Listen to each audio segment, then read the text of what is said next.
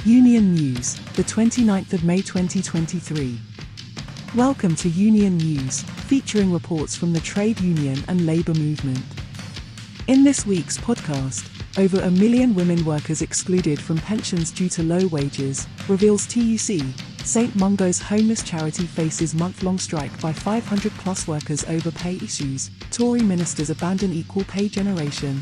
Gender pay gap predicted to persist until mid-century, warns Labour. And finally, local government and school workers mobilize for Strike Ballot, demanding fair pay and improved conditions. Music is by Tim Bragg.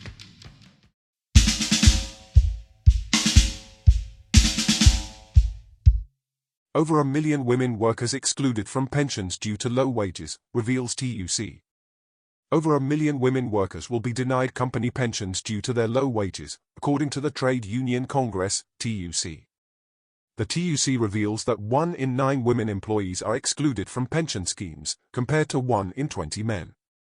On average, women's pensions are 40.5% lower than men's, resulting in a significant gap of £7,100. Approximately 1.4 million women earn less than the £10,000 threshold for automatic pension enrolment by employers. Regions such as Northern Ireland, the West Midlands, and Wales have higher proportions of women who do not qualify for auto-enrolment, whereas London has the lowest. TUC's General Secretary, Paul Novak, emphasises the urgent need for reforming the pension system to ensure all women can enjoy a secure retirement income, suggesting that the earnings threshold for auto-enrolment should be eliminated by the government.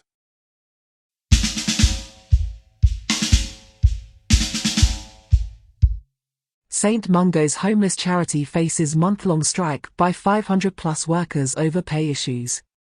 More than 500 workers at the charitable organisation St. Mungo's are set to commence a month-long strike starting Tuesday, citing concerns over pay discrepancies.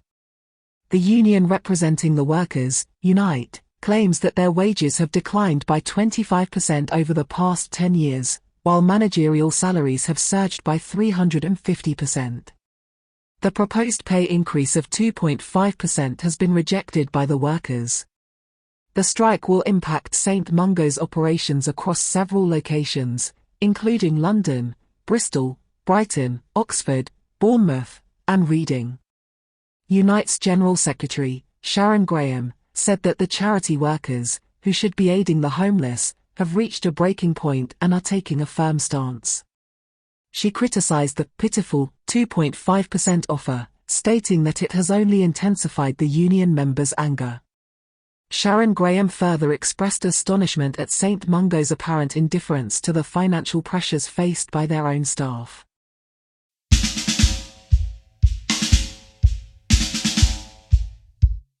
Tory ministers abandon equal pay generation, gender pay gap predicted to persist until mid-century, warns Labour. Labour have warned that Tory ministers have abandoned the goal of achieving equal pay, leaving the equal pay generation with decades of low wages. According to Labour's analysis, the gender pay gap for women in their 50s is not projected to close until the middle of the century. Women born around the passing of the Equal Pay Act in 1970 are particularly affected by the Tories' alleged failings. The analysis reveals that at the current pace, it would take until 2050 to close the gender pay gap for full-time female workers aged 50 to 59, with a disparity of 11.7%. The gap has only reduced by 5.1% since 2010, indicating that it would take another 27 years to eliminate it without accelerated action. Labour criticises the situation as pernicious, stating that the equal pay generation will never experience a working life without a significant gender pay gap. Labour's Shadow Women and Equality Secretary emphasises the need for better support and fair pay for women in their 40s, 50s, and 60s, who balance various responsibilities.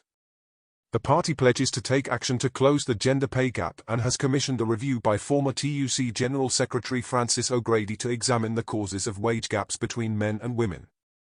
Additionally, Labour plans to require large employers to create menopause action plans to assist workers experiencing its effects.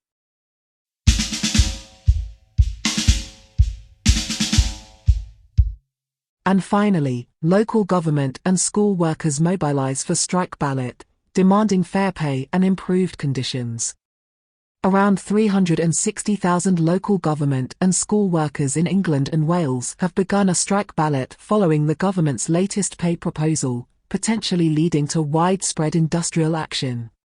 This mobilisation would add significant strength to the ongoing campaign for fair wages, which already includes workers from various sectors such as the NHS, transport, and education. The proposed pay deal by the Tories, worth a flat rate of £1,925 per year, has enraged members of the Unison Union. With an increase of only 6.2% for council workers earning the average yearly salary of £30,971, amounting to a real terms pay cut, and as low as 3.88% for some higher-paid workers, unions argue that any incremental gains are quickly erased by rising living costs. Shazia emphasizes that the cost of living crisis, including soaring energy bills and food prices, disproportionately affects low-paid workers who live paycheck to paycheck. The discontent over low pay has sparked broader fights for improved working conditions.